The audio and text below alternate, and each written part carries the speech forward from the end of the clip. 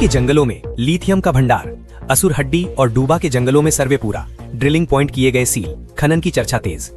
झारखंड के गिरिडीह जिले के तिसरी प्रखंड अंतर्गत असुरहड्डी और डूबा के जंगलों में सफेद सोना कहे जाने वाले लिथियम का भंडार है।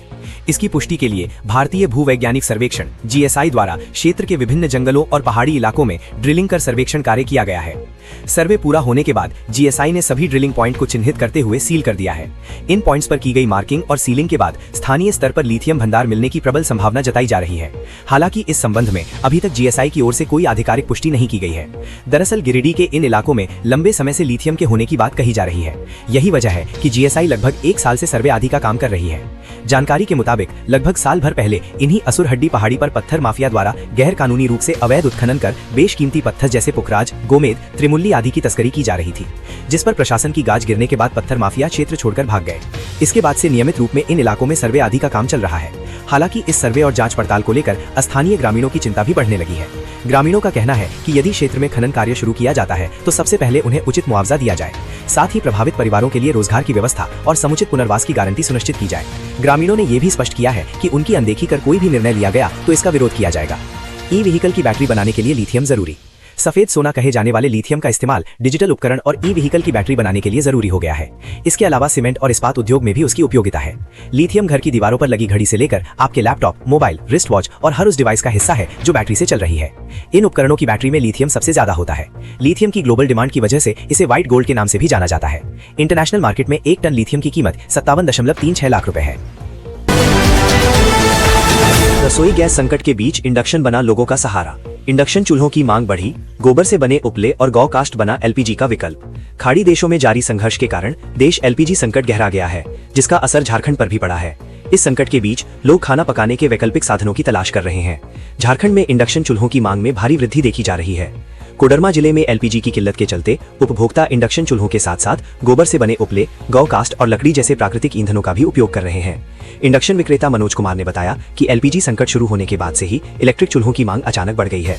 रोजाना 20-25 ग्राहक इंडक्शन खरीदने आ रहे हैं। मनोज कुमार के अनुसार पहले उनके स्टोर पर महीने में केवल 1 या 2 इंडक्शन चूल्हे बिकते थे, लेकिन पिछले 2 महीनों से स्थिति ये है कि प्रतिदिन लगभग 20-25 ग्राहक इंडक्शन खरीदने आ रहे हैं। ये आंकड़ा मांग में हुई अप्रत्याशित वृद्धि को दर्शाता है। बढ़ती मांग के कारण खुदरा विक्रेताओं को थोक में इंडक्शन चूल्हे मिलने में भी परेशानी हो रही है। मनोज कुमार ने बताया कि पहले उन्हें थोक विक्रेताओं से पर्याप्त मात्रा में इंडक्शन मिल जाते थे, लेकिन अब आपूर्ति पर्याप्त नहीं हो पा रही है। कम समय में खाना पकाता है। मनोज कुमार ने इंडक्शन चूल्हों को एलपीजी के मुकाबले सुरक्षित और किफायती बताया। उन्होंने कहा कि ये कम प्रदूषण करता है और बहुत कम समय में खाना पकाता है। गैस की बढ़ती कीमतों की तुलना में इंडक्शन का उपयोग सस्ता भी पड़ता है। झारखंड राज्य का मैट्रिक व इंटर कक्षा का रिजल्ट जल्द ही जारी हो सकता है। आंसर कॉपियों को जांचने का काम अपने लास्ट स्टेज में पहुंच चुका है। 10वीं कक्षा और 12वीं क्लास का साइंस और कॉमर्स के ज्यादातर सब्जेक्ट की कॉपी चेकिंग का काम अप्रैल के पहले सप्ताह तक पूरा कर लिया जाएगा। ऐसे में उम्मीद की जा रही है कि रिजल्ट 15-20 अप्रैल के बीच जारी किया जाएगा। वहीं इंटर के आर्ट्स विषय का रिजल्ट 10 मई तक आ सकता है। झारखंड बनने के बाद ये तीसरी बार होगा जब मैट्रिक का रिजल्ट अप्रैल में जारी किया जाएगा। इससे पहले 2015 और 2024 में भी रिजल्ट अप्रैल में आया था। आमतौर पर 10वीं कक्षा का रिजल्ट मई के लास्ट में और 12वीं कक्षा का जून में जारी होता है, लेकिन इस साल परीक्षा और कॉपियों की जांच जल्दी होने की वजह से नतीजे भी पहले जारी किए जाएंगे। झारखंड 10वीं की बोर्ड परीक्षा 3 फरवरी 2026 से 17 फरवरी 2026 तक आयोजित की गई थी। परीक्षा एक ही शिफ्ट में सुबह 9:45 AM से 1 PM के बीच हुई थी। 12वीं कक्षा की परीक्षा 3 फरवरी से 23 फरवरी 2026 तक आयोजित की गई थी। 12वीं की परीक्षा एक ही शिफ्ट हुई थी। परीक्षा का समय दोपहर 2 बजे से शाम 5:15 बजे तक था। इस साल मैट्रिक और इंटर तीनों स्ट्रीम को मिलाकर कुल 7.47 लाख छात्र छात्राएं परीक्षा में शामिल हुए। इनमें से 4.23 लाख मैट्रिक और 3.24 लाख इंटर के स्टूडेंट्स थे। मैट्रिक में सबसे ज्यादा परीक्षार्थी गिरिडीह में 40,827 और सबसे कम खूंटी में 6,097 रहे। सरायकेला खरसावां जिले का 25वां स्थापना दिवस मनाया गया। झारखंड के सरायकेला खरसावां जिले की स्थापना के 25 वर्षों के अवसर पर सरायकेला टाउन हॉल में विशेष कार्यक्रम का आयोजन किया गया। कार्यक्रम में जिला परिषद अध्यक्ष सोनाराम बोदरा, पद्मश्री छुटनी महतो, जिप उपाध्यक्ष मधुश्री महतो, एसपी मुकेश लुनायत, डीडीसी रीना हासदा, नप अध्यक्ष मनोज चौधरी, एसडीओ अभिनव प्रकाश, उपाध्यक्ष अविनाश कवि, डीटीओ गिरिजा शंकर महतो सहित कई अन्य अधिकारी उपस्थित थे। कार्यक्रम में एसपी मुकेश लुनायत ने सभी नागरिकों से अपील की कि वे अपने क्षेत्र में अपना सर्वश्रेष्ठ योगदान दें और बेहतर नागरिक बनकर राष्ट्र निर्माण में भाग लें। उन्होंने कहा कि विकास तभी संभव है जब क्षेत्र में शांति और कानून व्यवस्था बनी रहे। एसपी ने यह भी कहा कि विगत वर्ष राष्ट्रीय स्तर पर नेशनल पुलिस रैंकिंग जारी हुआ था।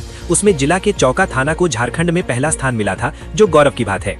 डीडीसी रीना हास्ता ने कहा कि जिला गठन के 25 वर्षों में क्या लक्ष्य हासिल किए हैं, ये मंथन करने की आवश्यकता है।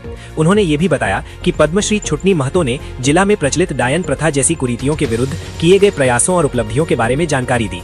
हालांकि अब भी कभी कभी कुछ घटनाएं सामने आती हैं जिन्हें सभी को मिलकर समाप्त करना होगा।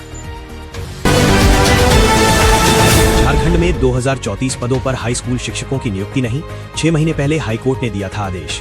झारखंड में हाई स्कूल शिक्षकों की नियुक्ति को लेकर एक बार फिर विवाद गहरा गया है। वर्ष 2016 से चल रही स्नातक प्रशिक्षित शिक्षक संयुक्त प्रतियोगिता परीक्षा की प्रक्रिया आज तक पूरी नहीं हो पाई है।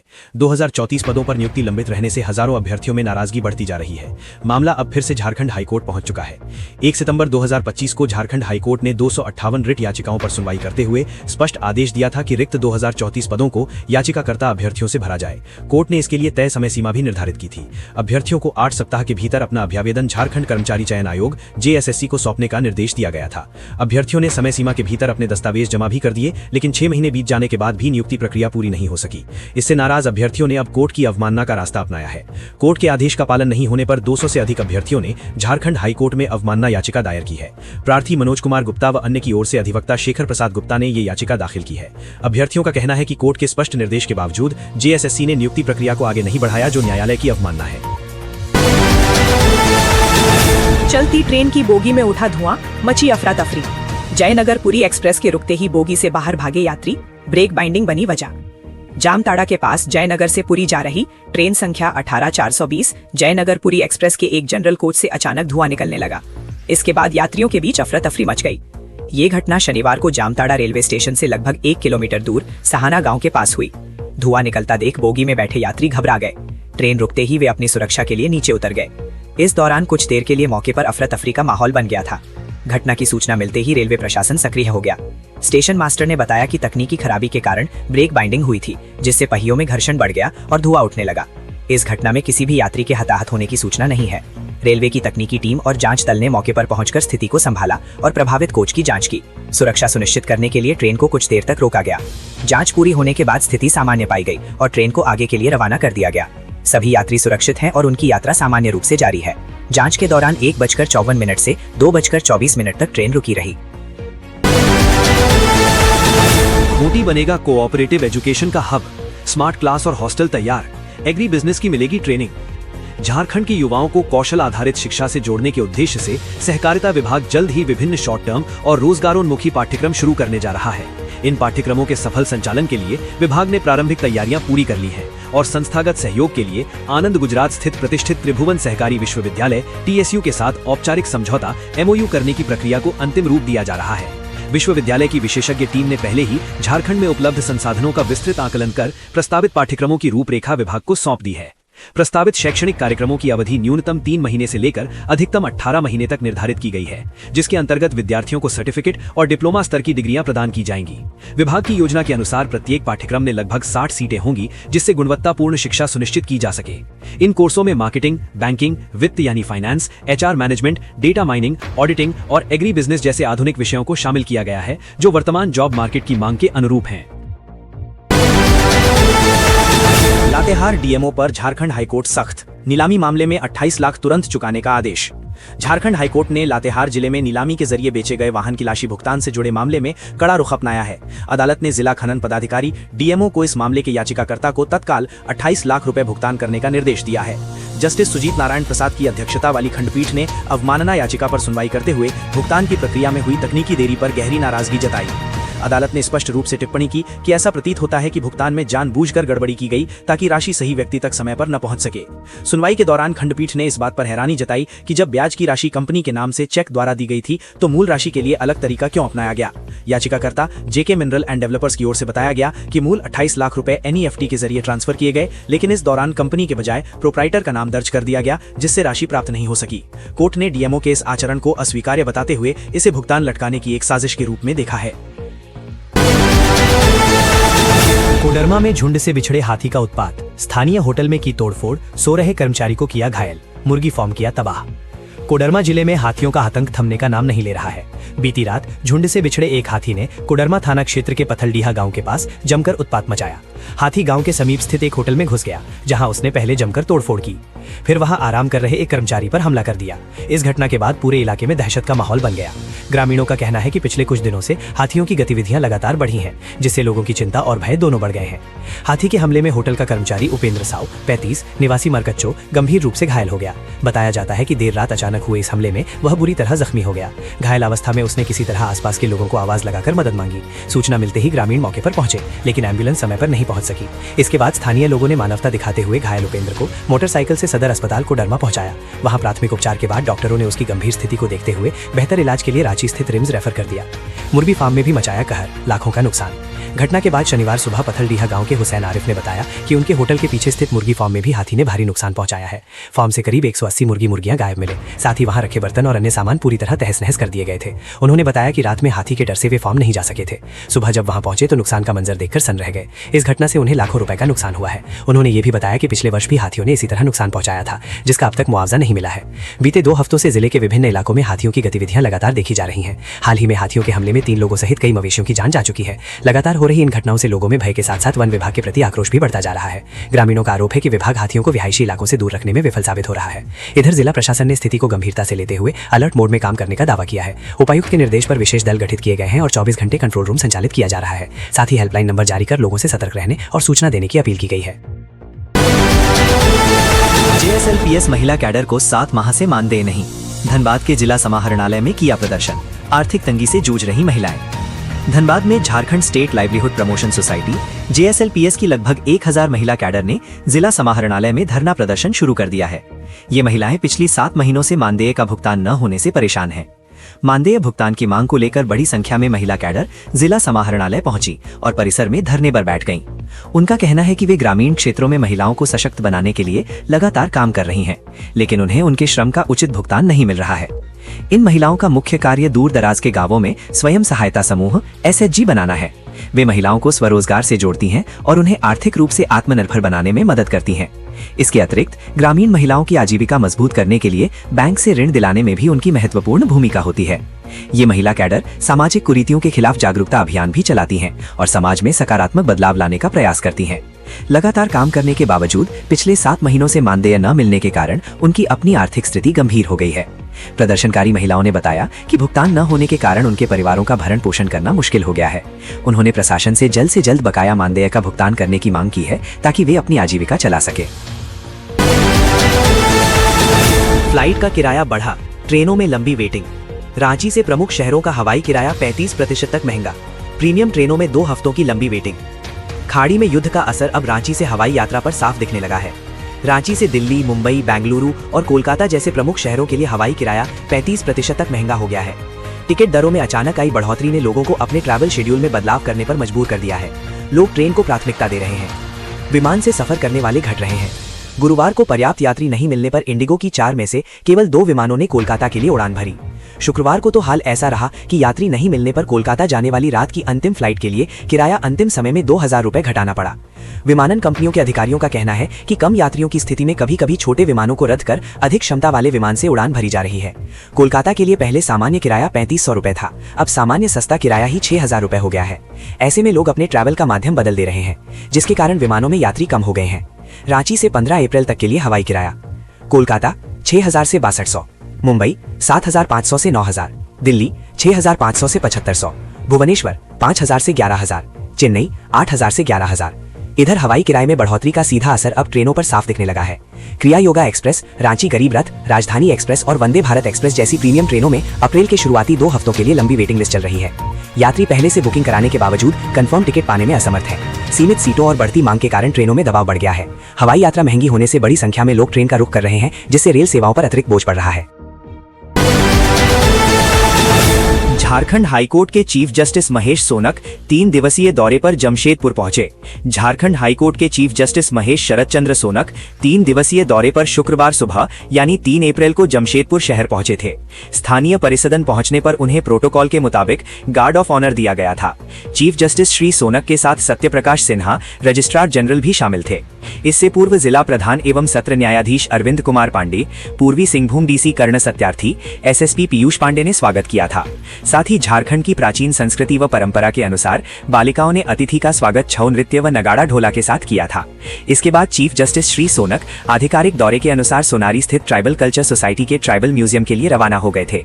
इसके बाद उनका कार्यक्रम साक्षी स्थित कॉइन म्यूजियम, बिष्टुपुर रूसी मोदी सेंटर फॉर एक्सीलेंस और टेल्को स्थित टाटा मोटर्स प्लांट के भ्रमण का है। इस अवसर पर जिला प्रधान एवं सत्र न्यायाधीश के अलावा सीजेएम विशाल गौरव, डासला सचिव Kumar Saurabh Tripathi, SP Kumar Shivashish, SDO Arnav Mishra, DTO Dhananjay और कार्यपालक दंडाधिकारी चंद्रजीत सिंह सहित कई न्यायिक और प्रशासनिक पुलिस अधिकारी उपस्थित थे। मालूम हो कि झारखंड हाईकोर्ट के चीफ जस्टिस श्री सोनक का 3 दिवसीय दौरा जमशेदपुर के अलावा घाटशिला, सरायकिला, चाईबासा, चक्रधरपुर और नोवामुंडी तक फैला है, जिसमें सरायकिला और चाईबासा कोर्ट का निरीक्षण भी शामिल है। चीफ जस्टिस श्री सोनक के स्वागत में झारखंडी पहचान और संस्कृति के अनुरूप आदिवासी छात्राओं और युवतियों ने नगाड़ा और मादर के साथ छऊ नृत्य की मनमोहक प्रस्तुति दी थी। स्वागत समारोह के बाद चीफ जस्टिस श्री सोनक ने परिसदन के कॉरिडोर में थोड़ी देर के लिए नगाड़ा और मादर बजाकर स्थानीय संगीत का अनुभव किया। इसके अलावा उन्होंने आदिवासी कलाकारों से नगाड़ा मादर बजाने के तरीके और इससे जुड़ी अन्य जानकारी के बारे में भी सहज बातचीत की थी। इस दौरान न केवल चीफ जस्टिस बल्कि कलाकारों और सभी उपस्थित लोगों के चेहरे पर भी खुशी साफ झलक रही थी। झारखंड के 11.75 लाख लोगों का 6 माह का पेंशन बकाया, अगले सप्ताह मिलेगा 3 महीने का पैसा। झारखंड राज्य के लगभग 11.75 लाख पेंशनधारियों को सितंबर के बाद से पेंशन नहीं मिली है। सामाजिक सुरक्षा निदेशालय ने जानकारी दी है कि अगले सप्ताह 6 महीने में से 3 माह का बकाया पेंशन भुगतान किया जाएगा। इस भुगतान के तहत लाभुकों के बैंक खाते में एक साथ 3,000 रुपए ट्रांसफर किए जाएंगे। तीनों पेंशन योजनाओं का संचालन केंद्र और राज्य सरकार के संयुक्त तत्वावधान में किया जाता है। केंद्र सरकार ने 3 माह की राशि जारी की है और उसके बाद राज्य सरकार द्वारा भी अपनी हिस्सेदारी उपलब्ध कराई जाएगी। हालांकि इस भुगतान के बाद भी पिछले वित्तीय वर्ष के 3 माह का पेंशन बकाया रहेगा। वृद्धा पेंशन 8.99 लाख, विधवा पेंशन 2.51 लाख, दिव्यांग पेंशन 25,390। नई दिल्ली में शबरी के राम कार्यक्रम में अर्जुन मुंडा ने भक्ति और समानता का संदेश दिया। नई दिल्ली में श्री अयोध्या न्यास के तत्वाधान में अयोध्या पर्व के अंतर्गत आयोजित शबरी के राम कार्यक्रम में झारखंड के पूर्व मुख्यमंत्री और पूर्व केंद्रीय मंत्री अर्जुन मुंडा मुख्य अतिथि रहे। इस प्रेरणादायक आयोजन में माता शबरी की अटूट भक्ति और उनके समर्पण को स्मरण किया गया। कार्यक्रम के दौरान पूर्व मुख्यमंत्री अर्जुन मुंडा ने कहा कि भगवान श्री राम के प्रति उनकी सच्ची श्रद्धा हमें ये सिखाती है कि वास्तविक भक्ति किसी भी प्रकार के भेदभाव, चाहे वो जाति, वर्ग या सामाजिक स्थिति का हो, किसी को स्वीकार नहीं करती। उन्होंने आगे बताया कि माता शबरी द्वारा मीठे फलों को पहले चखकर भगवान को अर्पित करना उनकी भक्ति की गहराई और शुद्ध प्रेम को दर्शाता है, जो जाति, वर्ग या सामाजिक स्थिति से परे है। अर्जुन मुंडा ने कहा कि माता शबरी की कथा न केवल जनजातीय परंपराओं की आध्यात्मिक समृद्धि को उजागर करती है, बल्कि भारतीय सभ्यता में उनके महत्वपूर्ण स्थान को भी दर्शाती है। उनका जीवन समानता, भक्ति और सामाजिक भेदभाव को समाप्त करने के आदर्शों का प्रतीक है और ये संदेश देता है कि सच्ची भक्ति जाति, पद या पृष्ठभूमि की सीमाओं से परे होती है। उन्होंने ये भी कहा कि जनजातीय समुदाय केवल सांस्कृतिक और आध्यात्मिक परंपराओं के संरक्षक नहीं है, बल्कि भारत की एकता और विविधता की व्यापक कथा का अभिन्न हिस्सा भी है। इस अवसर पर विभिन्न क्षेत्रों से आए विद्वानों, गणमान्य व्यक्तियों और समाज के प्रतिनिधियों के साथ सार्थक संवाद का भी अवसर मिला। ये कार्यक्रम न केवल आध्यात्मिक चेतना को जागृत करने वाला था, बल्कि सामाजिक एकता और सांस्कृतिक गौरव को भी सुदृढ़ करने वाला साबित हुआ। कोल इंडिया के अधिकारियों के लिए गुड न्यूज, 2024-25 के परफॉर्मेंस स्कोर को मिली हरी झंडी। कोयला क्षेत्र के अधिकारियों के लिए राहत भरी खबर है कि कोल इंडिया की 416वीं committee of functional directors (CFD) की 26 मार्च को हुई बैठक में वित्तीय वर्ष 2024-25 के लिए सहायक कंपनियों के MOU प्रदर्शन मूल्यांकन को मंजूरी दे दी गई है। इस महत्वपूर्ण बैठक के दौरान कंपनियों द्वारा प्रस्तुत स्व मूल्यांकन स्कोर और समिति द्वारा सत्यापित अंतिम अंकों की गहन समीक्षा की गई। कोल इंडिया का समेकित MOU स्कोर 84.46 दर्ज किया गया है, जिसके आधार पर महारत्न कंपनी को वेरी गुड रेटिंग प्रदान की गई है। इसके साथ ही सभी सहायक कंपनियों ने अपनी परफॉर्मेंस इवैल्यूएशन रिपोर्ट PERS जमा कर दी है, जिन्हें समिति ने अंतिम रूप दे दिया है। मूल्यांकन रिपोर्ट के आंकड़ों के अनुसार NCL, WCL, MCL और CMPDIL ने एक्सीलेंट श्रेणी में स्थान हासिल कर अपनी कार्य क्षमता का लोहा मनवाया है। विशेष रूप से CMPDIL ने 98.23 के स्कोर के साथ सर्वश्रेष्ठ प्रदर्शन किया है। वहीं झारखंड की प्रमुख कंपनियों BCCL और CCL ने क्रमशः 84.08 और 86.93 अंकों के साथ वेरी गुड रेटिंग प्राप्त की है, जो उनके स्थिर प्रदर्शन को दर्शाता है। दूसरी ओर ECL को मात्र 57.59 अंकों के साथ गुड रेटिंग मिली है, जो स्पष्ट संकेत है कि कंपनी के परिचालन और उत्पादकता में सुधार की तत्काल आवश्यकता है। कोल इंडिया के रिटायर कर्मियों के लिए बड़ी सौगात, जल्द मिलेगा PVC CPRMS ई कार्ड, इलाज में नहीं होगी परेशानी। कोयला कंपनियों से सेवानिवृत्त होने वाले हजारों कर्मचारियों और अधिकारियों के लिए एक राहत भरी खबर सामने आई है। इसके तहत BCCL, ECL और CCL समेत कोल इंडिया की सभी सहायक कंपनियों के रिटायर कर्मियों को जल्द ही PVC CPRMS ई कार्ड उपलब्ध कराया जाएगा। इस महत्वपूर्ण निर्णय के संबंध में कोल इंडिया मुख्यालय ने सभी अनुषंगी कंपनियों के प्रबंधन को आवश्यक दिशा निर्देश जारी कर दिए हैं। लंबे समय से कार्ड न मिलने के कारण आ रही तकनीकी दिक्कतों को देखते हुए प्रबंधन ने इसे प्राथमिकता के आधार पर लागू करने का संकल्प लिया है, जिसे सेवानिवृत्त कर्मियों के कल्याण की दिशा में एक बड़ी पहल माना जा रहा है। जानकारी के अनुसार हाल ही में सेवानिवृत्त कर्मचारियों के प्रतिनिधियों और कोल इंडिया प्रबंधन के बीच एक उच्च स्तरीय बैठक आयोजित की गई थी। इस बैठक में प्रतिनिधियों ने PVC CPRMS ई कार्ड उपलब्ध न होने का मुद्दा प्रमुखता से उठाया था, जिससे इलाज और अन्य पहचान संबंधी कार्यों में बाधा आ रही थी। प्रबंधन ने इन समस्याओं पर गंभीरता से विचार विमर्श करने के बाद ये निर्णय लिया कि अब सभी पात्र सेवानिवृत्त कर्मियों को एक समान प्रारूप यानी यूनिफॉर्म फॉर्मेट में डिजिटल कार्ड जारी किया जाएगा, ताकि व्यवस्था में पारदर्शिता और सुगमता बनी रहे। असम में CM हेमंत की हुंकार, बोले पक्के आवास और बिजली के लिए तरस रहे चाय मजदूर, JMM देगा हक। झारखंड के मुख्यमंत्री और झारखंड मुक्ति मोर्चा के केंद्रीय अध्यक्ष हेमंत सोरेन ने शनिवार को असम के मजबत और रांगापाड़ा विधानसभा क्षेत्रों में चुनावी जनसभाओं को संबोधित किया। आगामी 9 अप्रैल को होने वाले एक दिवसीय मतदान के मद्देनजर उन्होंने झामुमो प्रत्याशियों के समर्थन में जनता से वोट की अपील की। साथ ही क्षेत्र की वर्तमान राजनीतिक व सामाजिक स्थिति पर तीखा प्रहार किया। मुख्यमंत्री ने अपने संबोधन में विशेष रूप से चाय बागान श्रमिकों और किसानों का जिक्र करते हुए कहा कि ये लोग ही असम की अर्थव्यवस्था की असली रीढ़ हैं। लेकिन विडंबना ये है कि दशकों की हाड़तोड़ मेहनत के बाद भी उन्हें वह सम्मान और संवैधानिक अधिकार नहीं मिला जिसके वे वास्तविक हकदार हैं। चाय बागान क्षेत्रों का दौरा करने के बाद अपनी चिंता व्यक्त करते हुए CM हेमंत सोरेन ने कहा कि इन सुदूरवर्ती इलाकों में आज भी बिजली, पक्की सड़क और प्रधानमंत्री आवास जैसी बुनियादी सुविधाओं का घोर अभाव है। उन्होंने श्रमिक परिवारों की दयनीय स्थिति का हवाला देते हुए बताया कि लोगों ने अपनी समस्याओं और भविष्य की उम्मीदों को उनसे साझा किया है। मुख्यमंत्री ने सवाल उठाया कि जो लोग देश और दुनिया के लोगों के लिए चाय का उत्पादन करते हैं, उनके खुद के जीवन में विकास की रोशनी अब तक क्यों नहीं पहुंची। लोहे की दुकान में भीषण आग से मची अफरा तफरी, कोकर में फायर ब्रिगेड ने पाया काबू, लाखों का नुकसान। राजधानी रांची के व्यस्ततम कोकर इंडस्ट्रियल एरिया में शनिवार की शाम आगजनी की एक बड़ी घटना सामने आई है, जिसमें एक लोहे की दुकान जलकर स्वाहा हो गई। जानकारी के अनुसार औद्योगिक क्षेत्र स्थित अश्विनी स्टील नामक प्रतिष्ठान में अचानक आग लग गई, जिसने कुछ ही पलों में विकराल रूप धारण कर लिया। इस भीषण अग्निकांड में दुकान के अंदर रखे महत्वपूर्ण व्यावसायिक दस्तावेज, फाइलें और लाखों रुपए मूल्य के महंगे फर्नीचर जलकर राख हो गए। आग की लपटें इतनी तेज थीं कि कुछ देर के लिए अफरा तफरी मच गई। प्रारंभिक जांच और प्रत्यक्षदर्शियों के अनुसार आग लगने की मुख्य वजह बिजली का शॉर्ट सर्किट बताई जा रही है। शाम के समय जब दुकान में कामकाज चल रहा था, तभी अचानक बिजली के तारों से उठी चिंगारी ने फर्नीचर को अपनी चपेट में ले लिया। पल भर में ही कोकर इंडस्ट्रियल एरिया धुएं की चादर में लिपट गया। गनीमत ये रही कि इस हादसे में कोई जनहानि नहीं हुई है, अन्यथा शनिवार की शाम व्यस्त क्षेत्र होने के कारण बड़ा संकट खड़ा हो सकता था।